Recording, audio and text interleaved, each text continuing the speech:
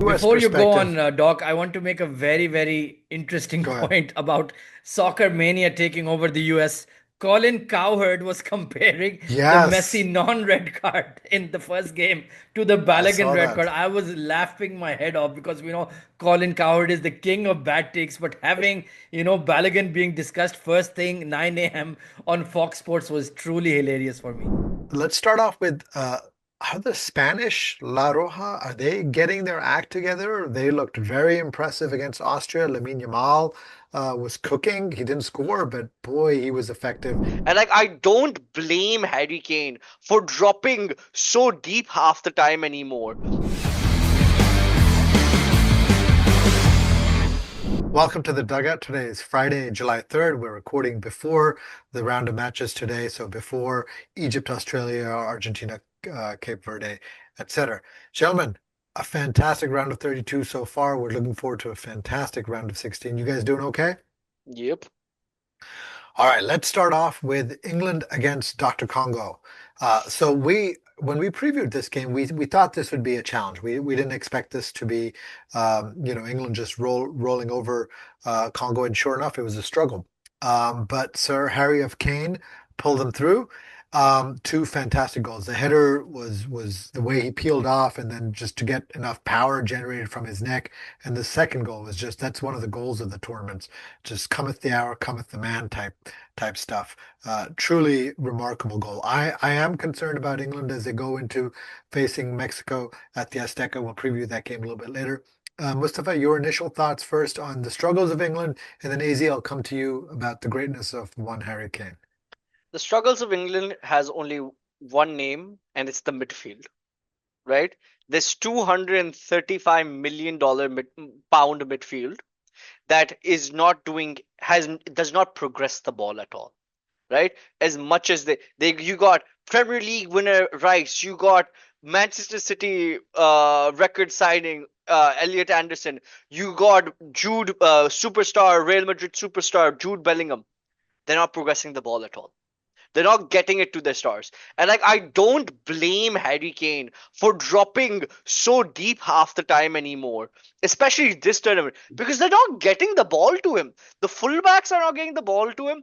The like Spence was atrocious last night as well, right? Sorry, not last. Like when the game was played, it was it is horrendous to watch. And like you AZ will get into it, but like they got there like behind save because Harry Kane is that good of a player. He would have been. He is one of the greatest players of this generation. He could have argued been the best player of this post Messi Ronaldo generation if he didn't spend his first decade in Tottenham basically.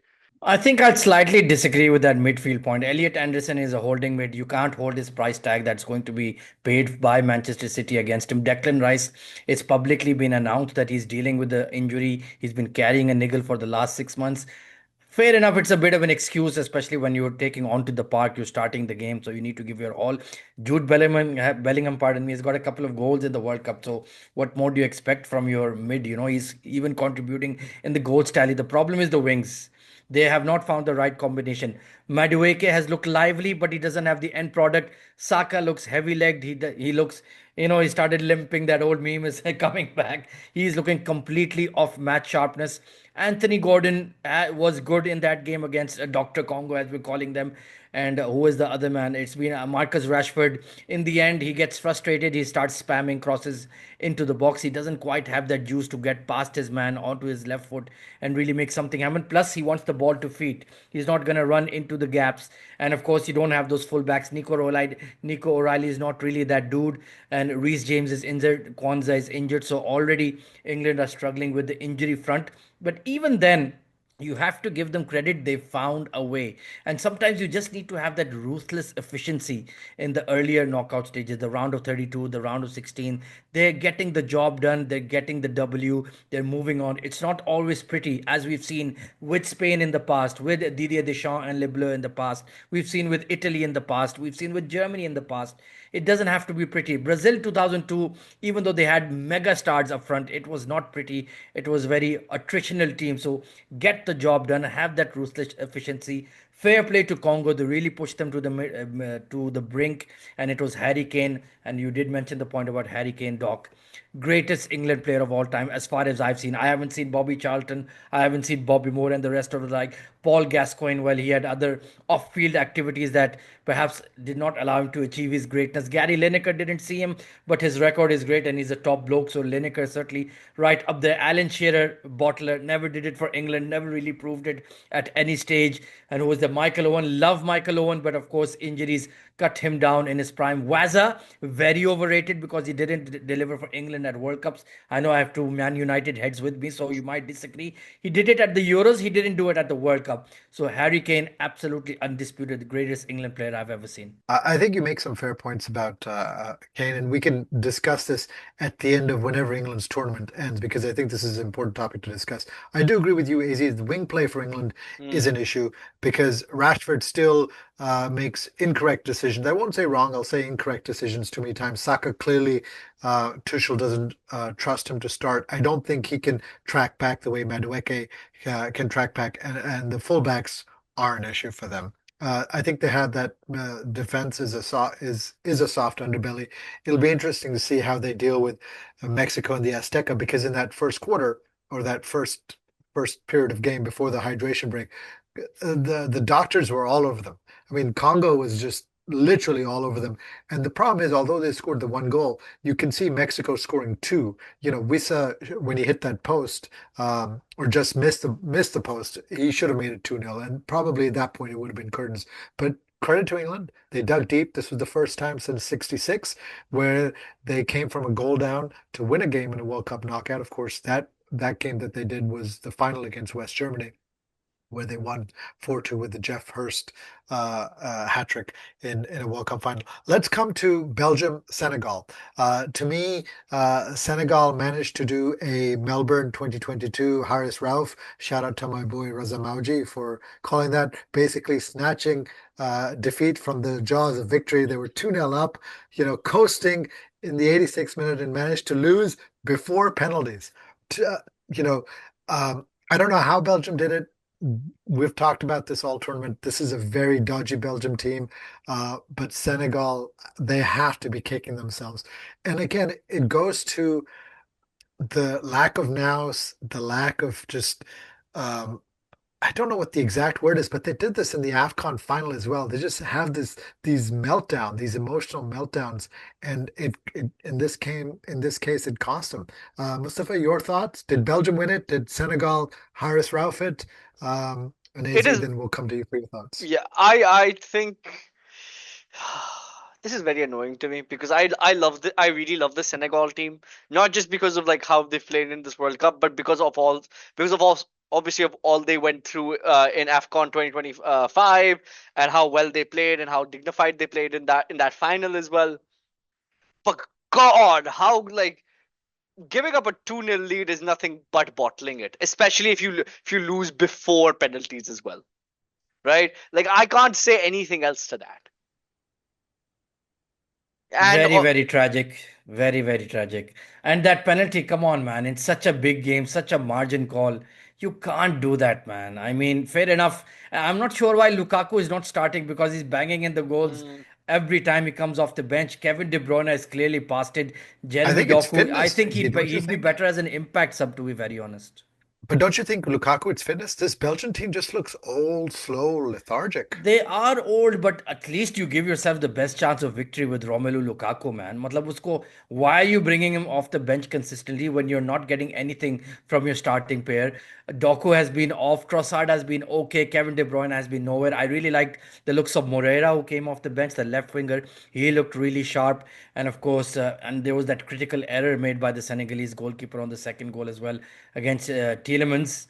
And then, of course, a very tragic penalty. And maybe it's karma because you're saying they behaved in a very dignified manner, Mustafa. But walking off the pitch in the AFCON final, that wasn't great sportsmanship. And honestly, that game should have been called off. But there would have been a riot there in Morocco, actually. So, of course, they got that AFCON trophy snatched off them. So, I think it's kismet that they got very, very bad luck and a harsh call against them in a World Cup round of 32 game, and unfortunately on the yeah, losing side. I would also like to state that Belgium scored all their goals after Kevin De Bruyne went off the pitch as well. I would like to state that again because this man, He did. It's a I sad ending to see how his career is sort of just waned. He lit up the Premier League for the best part of a decade, but he's really just past his prime. I will say back to the Lukaku point. Against Egypt, they were also basically floundering. He came on with basically his first touch. It was credited as an own goal, but it was Lukaku. We talked about this. mm, I think it was me and you did If this nothing on else, the he show. gives you that Tim Duncan sort of power forward who you can, Correct. He gives you a play the focal ball off of point. him. You need that physical Correct. presence, man. Um, of course, Belgium will play the U.S. U.S., of course, had that thrilling game against Bosnia 2-0. From a U.S. Before you go on, perspective, Doc, I want to make a very, very interesting go ahead. point about soccer mania taking over the US. Colin Cowherd was comparing the Messi Yes, non-red card in the first game to the I Balogun saw red that. card. I was laughing my head off because we know Colin Cowherd is the king of bad takes, but having, Balogun being discussed first thing 9 a.m. on Fox Sports was truly hilarious for me. But it's amazing to see because back in '94, when print journalism was, print journalism doesn't exist now, but back in '94, you had all these old-time fogies, and some of them you still, are still around, the likes of Mike Wilbon and Tony Kornheiser and so on and so forth, who had never covered football before or soccer. And now all of a sudden they had a U.S. World Cup, and they basically had to start covering soccer, and they had no idea what to write, and so on and so forth. But such has been the growth of the sport in this country that now it's you have Pat McAfee discussing it, Colin Cowherd discussing it, Stephen A, Colin Stephen Nick, Cowherd. A, so on and Nick, so forth. It's become mainstream. But let's go back to the game. This was an unnecessarily difficult game. The U.S. controlled that game. They had a couple goals disallowed for offsides. I thought the red card was harsh, but I can't necessarily disagree with it because it was ugly. The way, forget the Messi thing. You have to look at this foul on that day. The slow-mo But replays make it look a lot they make worse. it look worse. But the way his ankle twisted, it's not surprising that once it went to VAR, at that point everyone knew that it was a red card. But they dug deep, and I give them credit. And this is where we've talked about this many times.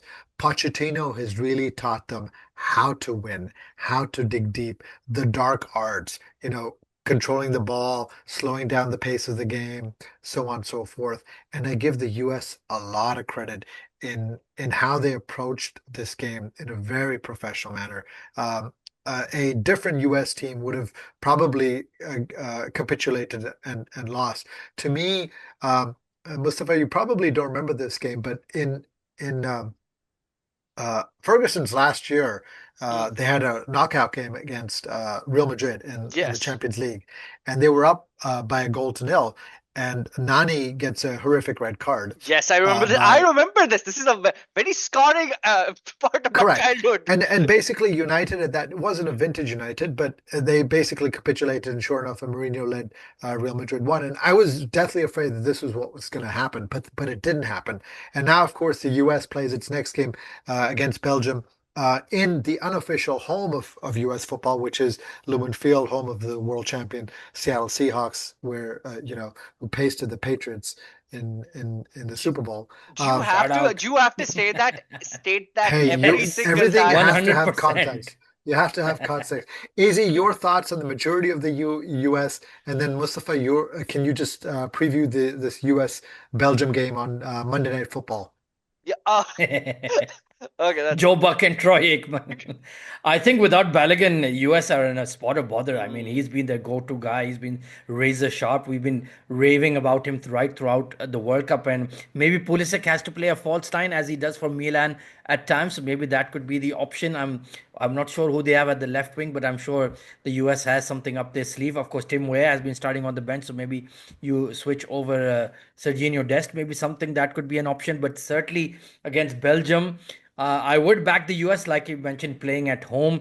But if Belgium get their starting 11 right, if they get Romelu Lukaku starting from the first minute rather than coming on as a super sub, it could be an intriguing game, could go deep, could go to extra time. And this is the real examination of Team USA. When the pressure is on, when the expectations are high, you're taking on a highly renowned opponent, and time will tell if they have the stones. And like Doc mentioned, has he taught them enough, coached them enough, and made them mature enough to win these kind of attritional games?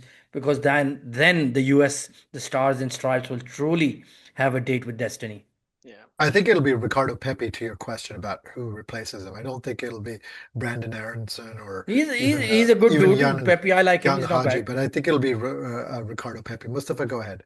Yeah, the problem I have with this Belgian team is they can be got at the back, right? But at the same time, they're out without Balogun, right? Christian Pulisic he's been hot and cold this World Cup as he is his entire career, right? Uh, I we will have to see. It is going to be a great atmosphere in Seattle. Every game that the US has played in this tournament has actually been an amazing atmosphere for them. I think I think it's gonna be a very dicey, like 1-1, 2-1 type of game, man. It's like I feel like both sides will concede. I wouldn't be shocked if this goes to penalties either. It's a good shout. To me, what the US needs to do is basically do what they did against Panama, whereby take advantage of a raucous home crowd, go up on them big in that first quarter, try and score an early goal, get up 1-0. Because I think if you're up 1-0, 2-0 at halftime, I don't see Belgium finding themselves back. I think the US have the physicality to basically deal with that and the athleticism to deal with an aging Belgian team. But it should be fantastic. It's this as a wraparound weekend. This is a such an important weekend for U.S. Soccer, as they say. So you had the U.S. game against Bosnia 2 days ago. Of course, this is the 250th sesquicentennial of the U.S. On Saturday, cap bookended by Monday Night Football. Uh, the NFL, Roger Goodell couldn't have drawn this up the way it's going to end. All you need is you just need the Monday Night Football theme song. You need Joe Buck and Troy Aikman there. So at one end ESPN. we have Infantino as Voldemort, and then we have Roger Goodell, I mean, that's all that's missing is an Emperor ESPN Palpatine. is I an mean, ESPN desk right there. Stephen A. coming out, Pat McAfee doing a McAfee cam, but it should be a fantastic atmosphere. All The right, only person missing is Vince McMahon. He's off the scene, that's true. unfortunately. All I right, mean, he's battling a trial right now for very in our obvious reasons. so let's move on to yesterday's games. Um, let's start off with are the Spanish La Roja, are they getting their act together? They looked very impressive against Austria. Lamine Yamal was cooking. He didn't score, but boy, he was effective. And that number 9 position for Spain, we've talked about this a lot. They're finally getting some goals. The midfield looked a little bit more cogent. The defense was solid. They're peaking. Your thoughts, gentlemen. Start with you, Mustafa. No, less Ferran Torres is always good. Less Ferran Torres is always good. And I believe Yamin Yamal will also be very happy about that as well. The man has seen him already for so much in the domestic season. He doesn't want to see him in the international season as well. Right? Uh, I'm still very unsure. I think they are getting their act together. This is very similar to their 2010 campaign as well, where they started off slow and then they got their act together by the end of the group stages, and then they just started flying in the knockouts, basically, right? Yes, there were some dicey games in there, but they were playing good football. Yamin Yamal is still at worst what the third best footballer in the world, the fourth best footballer in the world at worst, right? He's still a superstar. He's 18. Like, even if they don't win it, at least this time, knockout experience is always good for World Cups. It's gonna be good for them next year. Sorry, next in the next 4 years. If he doesn't, they are the Euro champions for a reason. They were the favorites coming into the tournament for a reason. They should be good. And the only question is, we'll get into their opponents coming in the round of 16 in a bit. But I'm hoping for a giant upset, just like how it happened in the Nations League final 2025 as well. I think this was the most impressive team performance we've seen after France versus Norway. I mean, Mm. the Spanish were absolutely purring the way they were pinging the ball around. Pedri, Dani Olmo, Lamine Yamal, and of course Cucurella chipping in with an assist as well. Pedro Porro scoring from a fullback position. I think getting Dani Olmo fully fit and in that number 10 position has been very, very important. That's given Pedri an outlet, and the way, of course, Lamine Yamal is a world-class superstar as he is. And Oyarzabal, he's a humble striker. There's not much flash about him, but he puts the ball in the net. He's got what, 4 goals in the World Cup quietly already. So for Spain, very, very impressive. I think more than 650 passes in that game alone. They played beautiful, sumptuous football, and they reminded me a lot of the 90s German team, the West German team, perhaps in the past as well, with that ruthless efficiency. Haven't conceded a goal in the World Cup so far either. So La Roja are coming strong, man. They're looking very, No, very good. you make a good point about Porro and Cucurella because both of them coming down the wings, it actually opens up space for Yamal, Pedri, and stuff. Uh, like you said, a lot of this, that, and the other, and we'll come to their opponents in the World Cup. But Austria is not some scrub team. Yeah, they This weren't was a scrubs, but they got completely, man. No they Mm. were chance. they were outclassed. This was a decent Austria team, but the Spanish were very impressive. Let's come to their opponents. It'll of course be an Iberian derby against one Mr. Cristiano Ronaldo, who escaped from by the skin of his teeth from Canada. Um, in the great city of Toronto, home to, and we saw the crowd, a sizable South Asian contingent. Um, you know, this game was one of the best games, I think, in the knockout stages. It Mm. had everything. You had potentially Cristiano's last game. As it turned out, you had what's his name's last game? No, mine's uh, Luca? uh, Luka Modric's last game. And Croatia, of course, aren't some team looking to basically just play second fiddle. These are finalists in 18, semi-finalists in 22, a very battle-hardened team with Perisic and Kovacic and so on and so forth. They gave the Portuguese the absolute scare of their life. To me, a couple interesting things. One, Roberto Martinez showing some initiative, 4 substitutions right off the bat, and then not being afraid to take off Cristiano, bring on Goncalo Ramos, something we've talked about. And then two, let's talk about one, the penalty, and then two, the VAR decision. Mustafa, I'll start with you about Roberto Martinez. Your thoughts on how he managed this game, and then just some brief thoughts on Cristiano. So, like Roberto Martinez, our biggest sticking point and of why we thought that Portugal is not going to win this World Cup is him, right? Because he's playing so pragmatically, so conservatively. He's being very conservative with his tactics. He's being very conservative with his substitutions as well, right? Where like regularly Cristiano is playing till the 85th, 90th minute into if the we were scared that if this was going to extra time, he was going to be playing in that as well, right? So like him actually, making changes quickly was a welcome surprise for people who are supporting Portugal. But aside from that, like yes, Cristiano Ronaldo scored a penalty, but he also scored. Oh, he almost scored this great like first touch goal, which was ruled out, which was like a legitimate hair length offside. And we've talked about that, like you we can they cannot or they can't be dependent on this man. He is 41 years old. You need to help him out, but still, if there is a penalty and if it's for my life, there is no one in the world I would rather have taking it than that man, because he is still a clutch demon. When it counts the most, he shows up always. No, my biggest gripe still with the Portuguese team is that midfield is flattering to Yeah. deceive. They're not living up to their top reputations. Bruno Fernandes and Vitinha is just becoming a side pass merchant here. Where is the penetration? Where is the breaking the lines? Mm, It was only Rafael Leao who had a great game. He should have been player of the match. He did. It was basically him one on one taking on his defender and beating him and getting past him and creating those chances. Hit the upright as well. He was the one who really showed some juice. Pedro Neto, he cannot beat his man for his life. He cannot go around him or through him. He'll just get onto the left foot and start spamming crosses. And it's a big side, Croatians. They're all big, tall, strapping 6'3", 6'4". Cristiano, fair enough, he's not playing at his optimum, but he's so isolated. Bruno Fernandes, he mm, started off the match really well, forced a save off Livakovic, then completely disappeared for 80 minutes. I mean, considering the personnel they have on the pitch and coming off the bench with the likes of Chico Conceição, Gonçalo Ramos, Bernardo Silva, Nelson Semedo. Why does this side play so poorly? I mean, look at the way Spain play and look at the Portuguese. I mean, look at the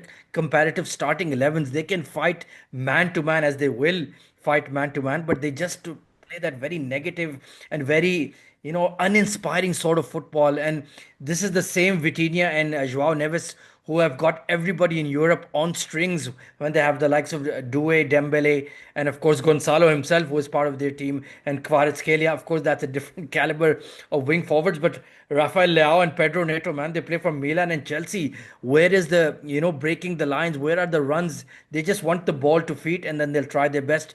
And that's the problem. Cristiano, yes, he's not playing well, but he's getting brutally isolated too. mm. And I He also is think, that. and Go ahead. like, sorry, they're also not like Nuno Mendes has been basically their best creator in this entire tournament as well, And he right? even had a shocking game, man. He was Yeah, so Yep. bad yesterday. yeah. I'm surprised that Vitinha and João Neves and Bruno haven't been able to click because you look at and whether it's tiredness from a It's the long Lampard club, Scholes thing, I think, to it be is. honest. They need to figure it out. I will say that you look at Rafael Leao as a left winger and you compare him to Marcus Rashford as a left winger. Um, why don't they start Rafael Leao? He comes off the bench. He's been He's excellent. like a wide receiver. He's a diva. When he's He on, he's is, on. When but he's not on, boy, that's his Yeah. problem. When he's he on, was you can't good. touch him, man. He's Yeah, so yeah. good. He's been showing glimpses for like 15 But years. isn't Like, isn't this a game for him? High noon Which showdown is in what Big it D. proved. Which is what yeah, it In yeah. proved. Yeah, high noon showdown in Big D, Dallas. Everyone's got their six shooters out, their cowboy hats. This game on Monday in the But I afternoon. This doubt is a he'll start him. perfect I game, think right? Roberto Martinez will turtle up once again. Yeah.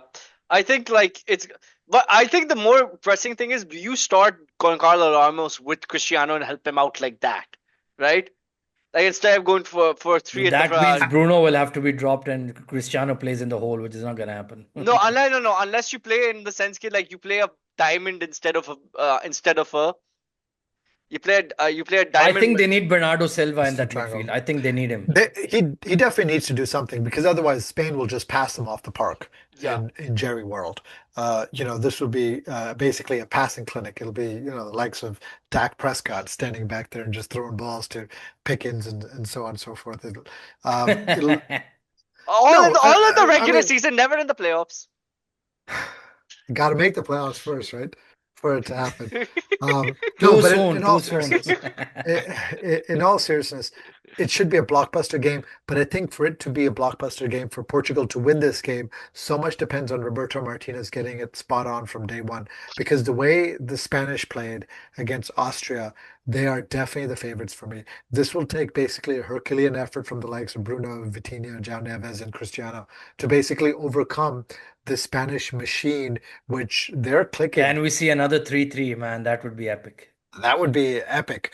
All right, gentlemen. The one other game, of course, was the Swiss comfortably beating Algeria 2-0. Let's focus on some of these round of 16 games. So we'll go in sort of these quartets. You have Canada, Morocco, and then playing the winner of Paraguay, France, which you expect.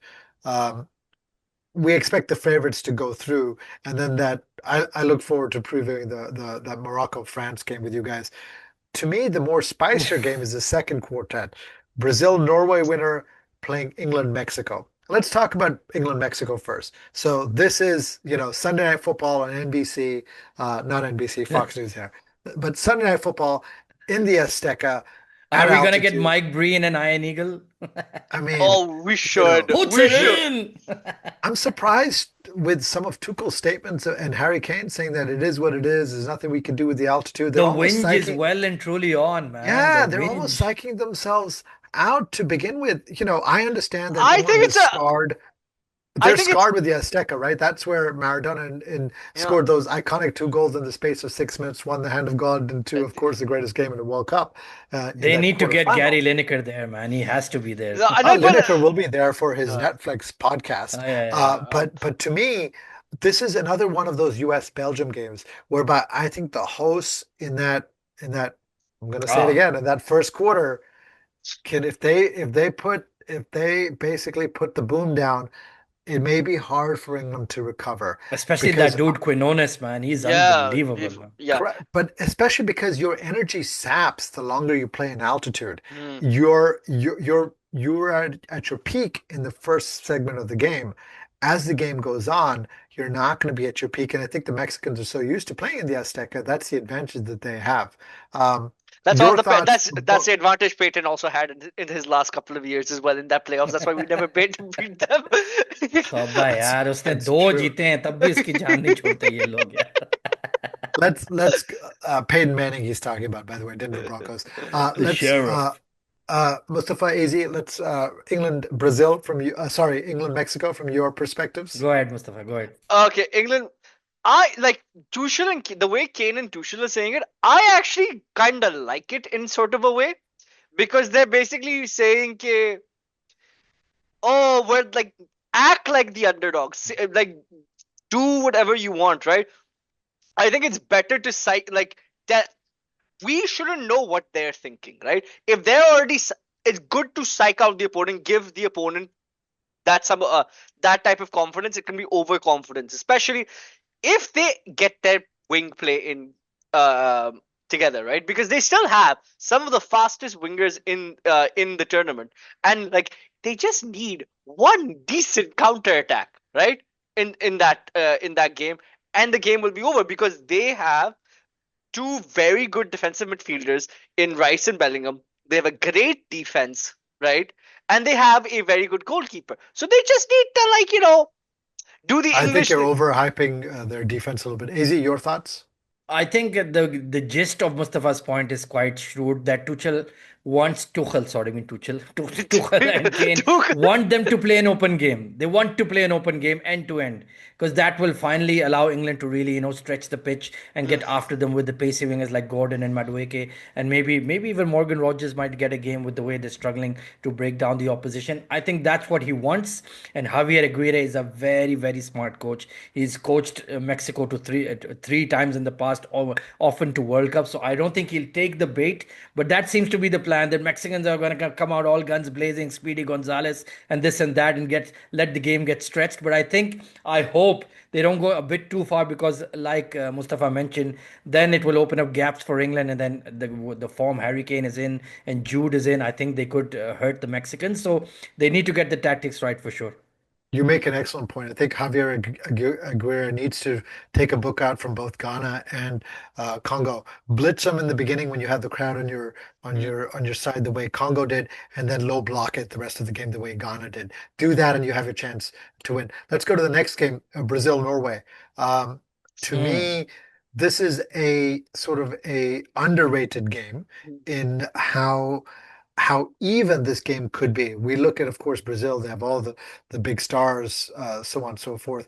But this Norway team, they're a team. I watched them Mm. play. They weren't very impressive, but they did what it took to win. They have a superstar striker who can create something out of nothing, very similar to Vinicius. Mustafa, how do you see this game going? Yeah. So like the two players that I think are going to be key in this game is not even Vinicius in this, right? It is how Gabriel will have to deal with Haaland, right? It is how like it's literally that. Like every Arsenal Man City game of the last 3 years has been up to how Haaland and Gabriel have played against each other, right? Because a lot of if he can finally him and Marquinhos can finally handle him together, then it's not gonna be that much of a problem because they do have other attacking threats, but that's the major one. And eventually either Cunha, Vinicius, Neymar maybe. Someone will score for Brazil, right? That's not the problem. The problem is, can they stop? Because this Brazil team has been gotten at for this entire tournament, and they need to stop that. But on the other side of that coin, Mustafa, they've dug deep every single Huh. time, as we saw. They've shown that, they've shown that backbone, they've shown that resilience as well. And especially winning a game like that versus Japan in stoppage time, that really, gets the boys going. I was very, very underwhelmed with the way Norway played against Cote d'Ivoire. They dominated them physically, and for large parts of the game, of course, they made that crucial error at the end to allow them to steal the game. So Norway did not impress me at all with the way they took on CIV, but they got the dub. And let's see, I think they need an early goal. Haaland Hmm. scores early or Sorloth scores early. Then they park the bus. Then, Brazil start getting frustrated, spamming crosses, and you have the big Norwegian defense to deal with that. Hopefully, they won't do a France and get absolutely obliterated. It will be an interesting game, but if Norway are to have an outside chance, they need to score first in the first quarter, as you like to No, say. but like also that France game is very unfair to like hold against them because like they were playing the second 11, and even like I think at times that was a pretty even game with how well they were playing, how the interplay was. It's just that the finishing wasn't there basically. Coming back to Doc's point of like Norway being a team's team essentially. The one thing I will say that if Brazil play England in the quarterfinal, that game is going to be in Miami, outdoors, hot, humid, sticky. Another game where Brazil will probably Then they'll have say the it's too physical close to advantage. Cuba, or we're getting scared. What's happening? No, you'll have the Brazilian home field advantage, and Oh yeah. they'll be used to the Hmm. weather as well, hot, humid conditions.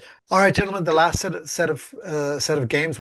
This is the unknown. We know the Swiss will play either the winner of Colombia or Ghana, and then the winner of Australia and Egypt, happening in a couple hours here up in Dallas, would likely play the winner of Argentina, Cape Verde, probably Argentina. My question for you is, what are you looking for to see in Argentina today? For me, I would like to see other attacking outlets sort of develop. They've become a little bit too Messi reliant. Yes, he's got 6 goals in the World Cup. And can Cape Verde basically not play the jersey? Something I think a lot of teams have, Japan, for example, were notorious for this. They played the jersey and lost to Brazil. Can Cape Verde basically ignore the fact that it's Argentina, the defending champions, and Messi, and play the game in front of them? I don't know what's gonna happen in this game because let's be very honest. I think or it depends. Like Cape Verde have like dug deep this entire tournament. They have shown fight every single day game, right? And I would love Messi to be eliminated from this tournament for very obvious reasons. For very obvious reasons, not taking into account that like he shouldn't should have been not playing one game with that red card. Um, and like just basically how this Argentina is just a very dirty team at times as well is They are getting on very. a is a very dirty team at times is not very nice. It's like it's probably the dirtiest team left in the competition, and it would be the World Cup upset for me, right? Like if Cape Verde would defeat Argentina to knock them out, the defending champions with arguably the best player of all time. I think that's very, very unlikely. But at least if they can keep it Hmm. respectable, I think that would be a massive achievement because Messi is running hot. Lo Celso chipping in with goals as well. Lautaro Martinez got on the score sheet as well, albeit as a penalty. The real game that I'm looking forward to is Colombia Ghana. Are Colombia for real? Because they really put on a show against Portugal as well. Can they repeat? Can they take care of Ghana? And then, of course, they'll have that other matchup, like you mentioned earlier, with Switzerland. Are they for real? Because I think they can be potential semi-finalists. Luis Diaz is playing well. James Rodriguez looks good, and they have experienced players like Davison Sanchez and plenty of other Premier League regulars as well. But are they legit? That's what I want to really find out against Ghana. Izzy, you bring up a good point about Ghana. Let me ask you this question. If Ghana get eliminated and if Australia win today, the only African team left in this World Cup is Morocco, which is The basically Atlas Lions. Hmm. almost like a European team where it's based on where all their players play. There are really no Asian teams left. It'll be basically your big teams. Do you like this cream rising to the top, or do you think these Asian and African teams need to do a little bit more development work in the next 4 years to try and become a little bit more competitive and learn how to win these knockout games? It's something that Pochettino has clearly brought to the US. Do they need to look at the way their national teams are set up and the coaches that they choose? Your thoughts on the lack of African and Asian teams in the final 16? I think it's a point once again that has to be certainly noted, even though Congo played really well against England, Cote d'Ivoire played really well against Norway at stages, and we've seen Senegal desperately unlucky. Certainly, a lot of progress has been made because there was a bit of a lull in the 2010s when the African teams were not doing well at all in World Cups. And the Asian teams, a lot of them, Iraq, Qatar, and these guys, unfortunately, the Western Asian nations are not they're making it to World Cups, but then after that they really stumble and they get overwhelmed, and like you mentioned, play the shirt often at times as well. So there needs a lot of progress in Western Asia. I thought Japan were desperately unlucky to concede at the death. Korea, very very disappointing. I was expecting a lot of the Koreans. They just didn't come through either in the best eights, either to make it to the round of 32. That is a massive disappointment. Otherwise, I thought Korea had a lot of juice. And but the big question is, when will the giant, when will China, Red China, finally understand the game of soccer? That is what we're all waiting for, because that is certainly a massive sleeping giant there. We can perhaps count the Australians as Asians for the sake of it. Let's see if they can take care of Egypt, although I'm backing the Egyptians. Yeah, yeah. Mustafa, any thoughts on some of these managerial resignations? You have Nagelsmann leaving, Koeman leaving, so on and so forth. All well deserved. They all should, like Nagelsmann, like the way Germany was playing. There was no way you could keep them. But I also think that's also the fault of the players to a certain extent. The way Netherlands are playing, that was down to Koeman to me, a lot of it, and his like conservative, very conservative, very traditional tactics. Essentially, Nagelsmann leaving is much more about player development and like the quality of the German team than it is about his tactics exactly. Any last thoughts, gentlemen, as we wrap up? Mbappe is winning the Golden Boot and he's winning the Golden Ball even if they don't win the World Cup. That is my final thing. France looked good, but the Spanish yesterday was impressive. No. I can't, the Sunday, Monday games, some of these games are just going to be fantastic in the round of 16. The one thing I will say that it's not coming home. No chance. Oh, yeah. Thank God. You know, it's never say never. They have If enough they star beat power Mexico, there, then you have to say yes. but then they Wow. have to play Brazil. Then it's If they Argentina. beat Brazil, I'm more worried about the Mexico game than the Brazil game, to be I'm honest. more scared for them. Imagine it's Argentina versus England in a semi-final in a Yeah. England North would beat them, American man. in a England would North beat them. American World Cup. Argentina are crap, man. I It's don't like the way they the play. hurt would come back. Kane just has something about him. Yeah, You know, he is him, man. He is him. he's Love got him. that Jalen Brunson thing. He's got it going. And So they who's have Josh Jude. Hart? I mean, No, between Jude and because let's be honest, Jude Declan is playing Rice, well, in my opinion. Jude Jude, is that's what I'm playing. saying. Jude is playing very well. Declan Rice, he looks like the season is catching up with him. Saka, Honestly, Declan is playing like Jalen Brunson, the way he's like carrying. he is, but he just looks a step slow. I think the season is catching up on his legs. Um, Saka, I expect him to just start limping at any moment. I don't, and that's why I think he's playing Noni Madueke. Gordon, Rashford, I think whoever comes off as an impact sub has a better game. Hmm. It's been That's this the way now for problem. 4 games, right? The Starters starters aren't are not doing well. just not doing anything. You had Rashford coming on as an impact sub, did a great job, and vice versa. And when they were on as I starters, they think just Gordon didn't. Madueke is fine. ठीक है यार, जो भी है I वही know it's उनसे all. improve होना चाहिए. I also think it's also because like all of their wingers, even if they like either one of them, they're all pacey. So even like as soon as like you get a pacey winger on against tired legs in the 70th to 80th minute, they're all going to look good as well. Like that. So That's the the In a thing thing. side, about Madueke is he jukes, he makes his man miss. That's what I yeah. like about He Madueke. does, He but hasn't then got the finishing product, but he makes his correct. man miss. Hmm. Unfortunately, he makes his man miss and then plays the ball back way too often. My God, the amount of times he destroyed that counter attack for England in Yep. that game. Yep. Okay. Well, there's a reason he used to be a bench warmer for Chelsea now. क्या बोले? That's true. All right, guys. Thank you.